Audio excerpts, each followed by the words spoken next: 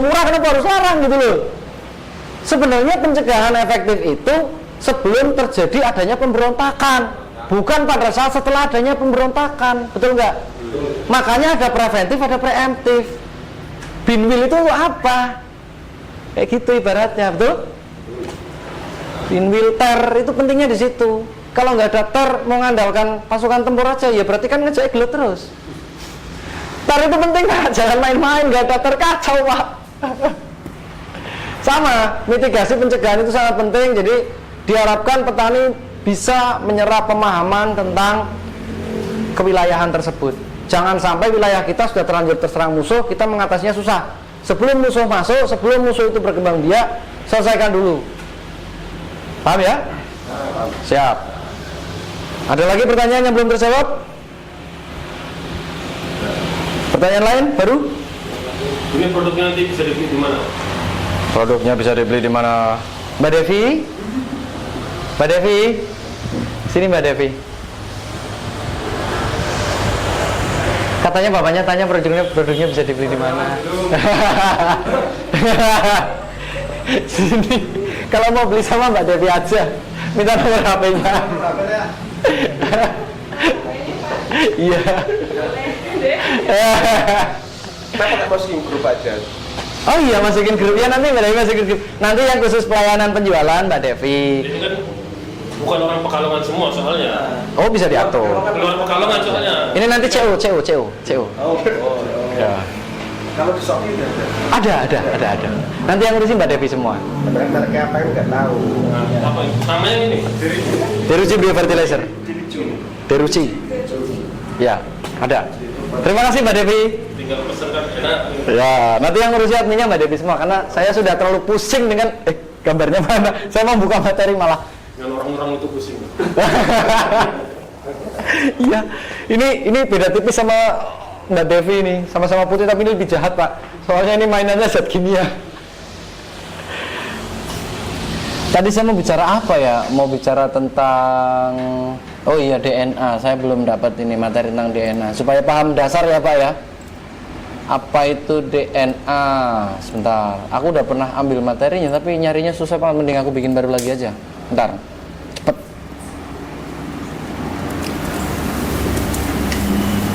Latihan tentang bukit.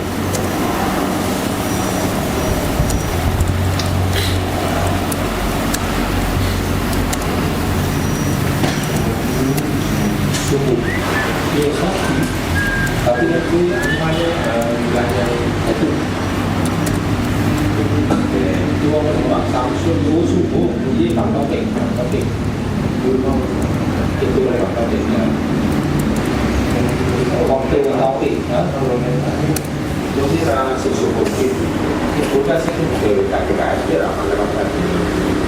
Oh, habis ini kita ujian dikit ya, mengulang yang tadi, ujian kelompok biar enak.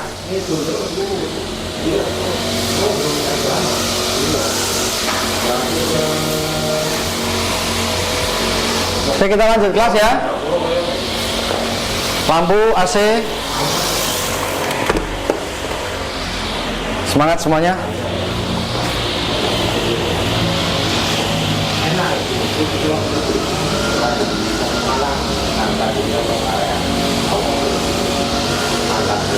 Ayo untuk penyemangat kita teriak dulu. NKRI Merdeka. Oke. Biar semangat.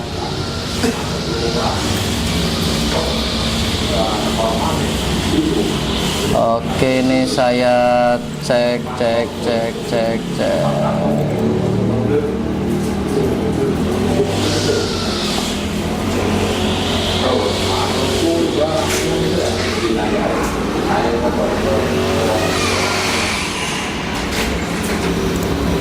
Yap, kita kembali ke materi.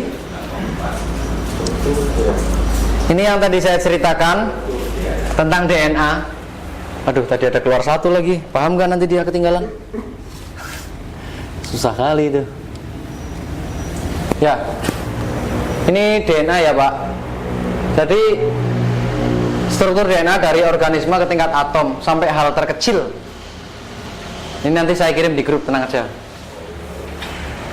Baik manusia, tumbuhan maupun hewan itu terdiri dari unsur-unsur terkecil yang disebut dengan atom. Jadi ini kalau dipecah di mikroskop itu ada atomnya. Jadi kita ini sebenarnya nggak ada, kita cuma gabungan atom-atom yang dikasih nyawa. Ya, maka kita jangan melekiti sama bumi pertiwi karena kita sama dengan bumi pertiwi. Orang yang jahat sama bumi pertiwi berarti dia kualat sama ibunya. Kenapa?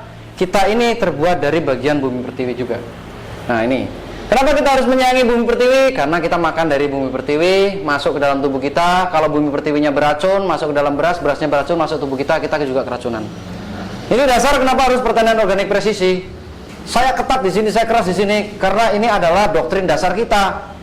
Kita mau ngomong panjang lebar nasionalisme, tapi kalau ada racun masuk ke dalam tubuh kita, kita nggak peka, kita nggak peduli, kita nggak membenahi ke segala kerusakan ini, sama saja membiarkan pemberontak ada di dalam tubuh kita, ada di dalam negara kita. Jadi tidak boleh. Kita harus memulai dari yang paling kecil, membangun kesadaran masyarakat dengan kesehatan pangan dulu. Ini manusia terdiri dari sel-sel ya. Jadi organel-organel ini ada tangan, ada kaki, ini dalamnya ada sel. Sel itu satuan terkecil dari bagian tubuh kita. Tanaman juga punya sel. Sel tanaman dengan sel manusia itu beda dikit. Sel hewan juga beda. Tapi pada dasarnya semua terdiri dari DNA. DNA itu adalah ya ngulang kan kita jadinya. Ya sudah ya. Jadi intinya manusia itu terdiri dari sel. Sel itu satuan terkecil untuk pembangun tubuh. Terus di dalam sel itu ada nukleus, inti sel. Nah di dalam inti sel itu ada kromosom. Kromosom itu adalah yang menyusun nanti ya kita ini warna kulitnya apa, rambutnya keriting atau tidak, terus golongan darahnya apa, itu dibentuk dari sini. Ini pabrik format, pabrik jenis. Jadi ini tuh kayak apa ya, batalion. Jadi ini batalion tempur, batalion produksi pangan, batalion apa. Nanti keluarannya pasti sama terus kayak gitu. Ini jenis untuk sekolahannya, untuk pembentukan awal. Jadi semua nutrisi yang masuk, yang kita makan akan dimasukkan ke sini untuk dihasilkan ke tubuh kita dalam bentuk energi sama sel pembangun berikutnya. Jadi ada hasil yang dibuang karena untuk pembakaran, ada hasil yang ditahan di tubuh kita untuk mengganti sel yang rusak. Nah ini ada intinya ya. Ini ada benang-benang kromatin, untaian DNA, histon, pintalan DNA. Pintalan itu bentuknya kayak pita-pita begini. Ini pita. Nah ini bentuk kromosom nih, strukturnya seperti ini, kayak huruf X. Di dalam sini yang paling kecil. Kemudian di zoom lagi, di mikroskop lagi, di zoom lagi. Ini ada induk tangga atau ibu tangga. Garis utama tempat bersendernya molekul-molekul yang nanti akan kita berikan. Ada NPK, ada apa ini, glukosa segala macam, itu nanti nempelnya di pita ini. Lah pita ini kalau di zoom lagi nanti bentuknya jadi begini. Ya. Ini satu putaran lengkap, satu pasang. Nah, ini kalau di zoom lagi, Pak. Di zoom lagi bentuknya jadi begini. Ada gugus fosfat seperti yang tadi saya bilang ya. Ini ada, kenapa kita harus masukin fosfor? Karena nanti ini untuk membentuk pita-pita ini, Pak. Pita ini kalau di zoom bentuknya seperti ini, Pak. Ini ibu tangga yang di sini, yang pita ini. Ini yang di dalamnya, yang merah biru ini, yang ini. Ini yang kanan itu bentuknya ini, yang bawah yang satunya yang kiri bentuknya ini. Terbangun dari apa? Ini yang tidak ada hurufnya, ini karbon ya, untuk menyingkat, untuk mempermudah. Yang cuman kotak-kotak segi lima ini sebenarnya titik-titik sudutnya ini karbon. Karbon itu seperti yang di pensil itu. Nah, karbon itu bisa didapatkan dari kompos kandang, dari sekam padi, dari pelapukan-pelapukan makhluk hidup, termasuk juga sisa-sisa hewan yang mati, sisa-sisa tanaman-tanaman, kayu-kayu segala macam. Maka perlu memasukkan unsur karbon. Alasannya apa? Kita kasih fosfat, kita kasih nitrogen, kita kasih macam-macam, tapi kalau nggak ada karbonnya, ini unsur penting sekali, Pak. nggak akan kebentuk, Pak, karena dasarnya itu di karbon. Ini yang sebelah sini yang nggak ada hurufnya ini karbon, karbon semua. Jadi pada dasarnya tubuh kita ini terdiri paling banyak itu dari unsur karbon, paling mendominasi tubuh kita. Jadi unsur-unsur lain itu nyusul, Pak. Setiap unsur karbon pasti disertai dengan unsur hidrogen. Ya, acting dulu kita di foto. Setiap unsur karbon pasti disertai dengan nitrogen. Lah, ikatan-ikatan yang ada di sini ini terikat seperti magnet, Pak. Kenapa dia bisa nyatu? Karena setiap partikel itu punya gaya magnet, tapi gaya magnetnya terbatas. Hanya fosfat ini bisa ke 4 kaki, nitrogen ini cuma bisa ke 2 kaki, gitu kan? 3, nitrogen 3, terus oksigen ini 2, terus karbon ini bisa sampai 4. Jadi ibaratkan kata Lego puzzle gitu, pasang-pasangan, itu satu bola itu ada bolongannya 4, jadi bisa dipasangkan dengan puzzle yang lain, Lego yang lain itu sampai 4 butir. Ini untuk karbon. Jadi kelebihan karbon itu dia bisa mengikat 4 elektron yang lain, 4 ion yang lain, 4 dari partikel-partikel yang lain. Jadi satu orang ganteng bisa berikatan sama 4 istri kayak gitu. Nah, itu karbon dulu, contoh karbon, Pak. Dia bisa berbakat punya 4 istri. Kalau saya kayak klorin, Pak, cukup 1 istri aja. Dan klorin itu jahat, Pak, di pertanian. Jadi yang punya istri 1 kayak saya itu berarti jahat gitu. Tidak adil, kan ada yang lain yang harus dipasang gitu ya. Nah, ini kalau disebut rangkaian gula fosfat atau tulang punggung. Jadi akan terbentuk rangkaian ini kalau tulang punggungnya ada, benar, Pak? Sekarang logikanya, Bapak ngasih NPK ke sawah, tapi Bapak lupakan karbon, jadi nggak ini? Alasan kenapa tanaman cabai di belakang pada bodol itu kan? Sekarang kita paham ya? Karena belakang itu kekurangan unsur karbon, Pak. Karbon dari mana? Dari tanah. Tanahnya bentuknya aja kayak batu bata, mau diambil apanya? Nah, iya, keras banget. Kalau nggak percaya nanti cek lagi. Iya. Lah ini ada yang namanya ATGC, adenosin, triosin, guanin sama sitosin. Ini adalah rangkaian-rangkaian yang mempermudah penyebutan yang merah biru ini. Jadi di dalamnya itu ada karbon-karbon lagi, Pak, yang ketemunya nitrogen. Kenapa kok orang pertanian itu banyakkan identik mainnya sama nitrogen? Karena ada basa nitrogen. Basa nitrogen itu isinya itu didominasi sama nitrogen kayak gini. Lah ini gugus fosfatnya di sini. Kenapa bilang NPK? Ini NPK itu untuk membentuk ini, Pak. Jadi sekarang kita paham. Jadi kalau ada orang ngomong NPK, Bapak ngasih karbon nggak gitu? Udah ditanya gitu kan. Nah, karbon itu apa? Nah, ini dia. Jadi di dalam tubuh kita itu tidak hanya NPK saja, Bapak. Lebih banyak karbonnya. Kalau Bapak nggak ngasih masuk karbon, NPK-nya itu berobos doang, keluar lagi. Nggak akan keserap dengan maksimal. Nah, ini ikatan adenin ini berbeda dengan guanin, yang mana kalau guanin itu ada oksigennya 1, kalau adenin itu nggak ada. Di sini hidrogen ketemu dengan 2 nitrogen. Dan selanjutnya, ini masalah pendalaman kimia organik, nanti menyusul aja ya, ini secara umum aja dulu. Nanti malah puyeng kejauhan. Ya.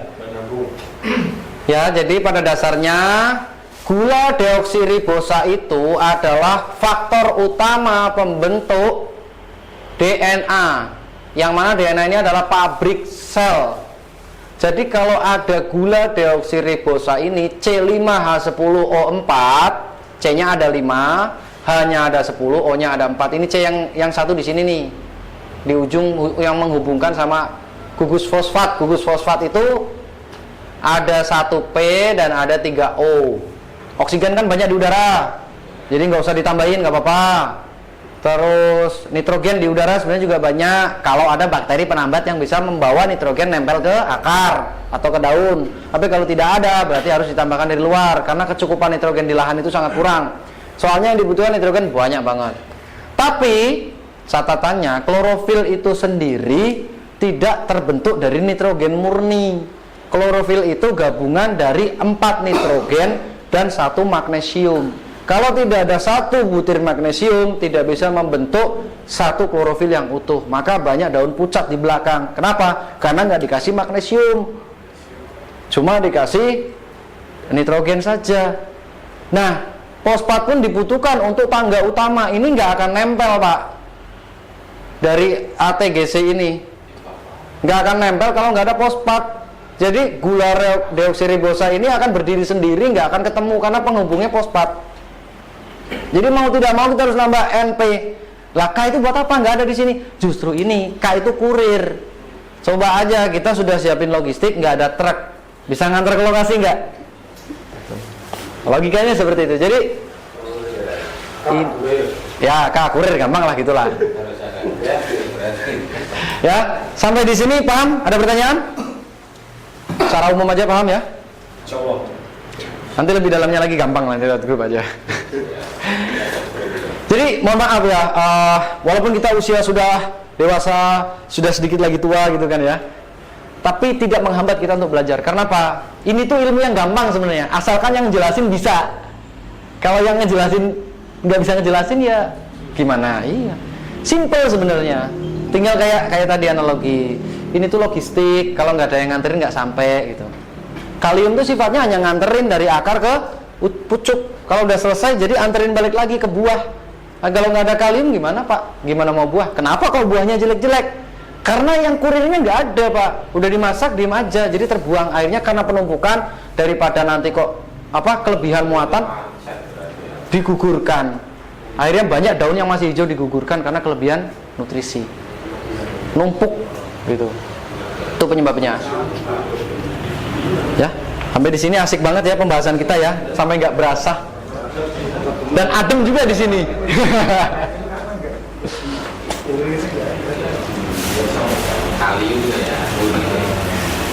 Ya, jadi jangan lupakan kalium, magnesium dan sebagainya. Oh, sebentar, saya akan buatkan materi singkat tentang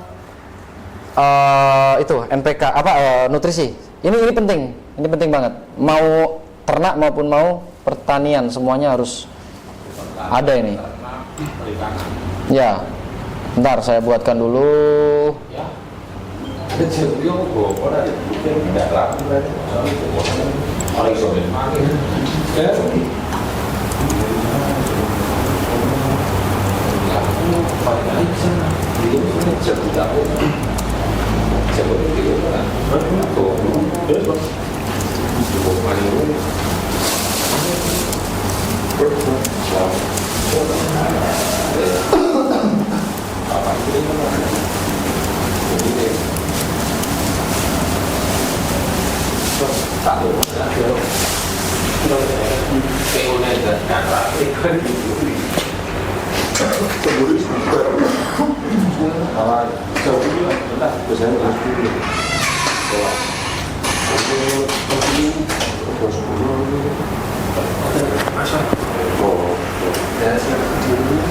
Itu Mas kameramen ikut nonton paham nggak?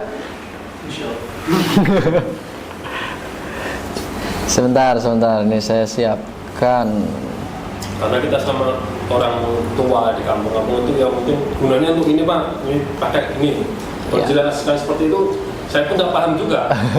Orang kampung yang tua lebih nggak paham lagi. Ya. Susah. Yang terpenting saya punya alasan yang jelas. Saya tidak ngawur, saya buktikan ini teorinya valid. Baru nanti kita terjemahkan ke bahasa sehari-hari. Kalau saya berbicaranya nggak pakai dasar teori, terus saya ngomong, jenengan kan pasti nggak percaya. Ini dari mana? Bener nggak ngomongnya? Tapi kalau kita punya bukti teoritis kan, oh iya, tinggal nanti kita ngubah bahasa aja ke petani gitu. Yang penting fungsinya apa? Kayak tadi, K itu kurir gitu. Gampang.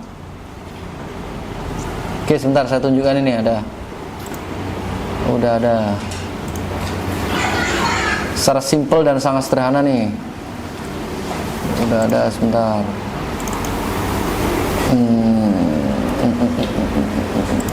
Yap, ini dia. Loh, kembali lagi yang tadi. Nah, ini ya Pak. Ini bahan dasar untuk mempermudah pembelajaran kita, baik kita belajar maupun menyampaikan. Unsur hara itu dibagi dua, makro dan mikro. Makro itu dibutuhkan jumlahnya banyak, kayak tadi N sama P sama karbon dan sebagainya kan. Sama mikro. Kenapa unsur hara karbon itu tidak disebut? Karena dia itu dianggap sudah tersedia banyak di alam. Padahal kalau realitanya sekarang nggak ada, karena terikat dalam tanah yang kempal tadi, nggak bisa naik. Kekunci ibaratnya. Ada logistik tapi pintunya digembok, ya nggak bisa kan kita ngambil. Maka harus dipecah pakai bakteri. Nah ini unsur-unsur penambah selain karbon dan hidrogen. Ini ada N untuk pertumbuhan daun dan batang, komponen utama protein. Protein itu yang tadi yang saya maksud, yang ini ya. Ini jenis-jenis protein ya. Jenis-jenis protein, gampangnya seperti itu.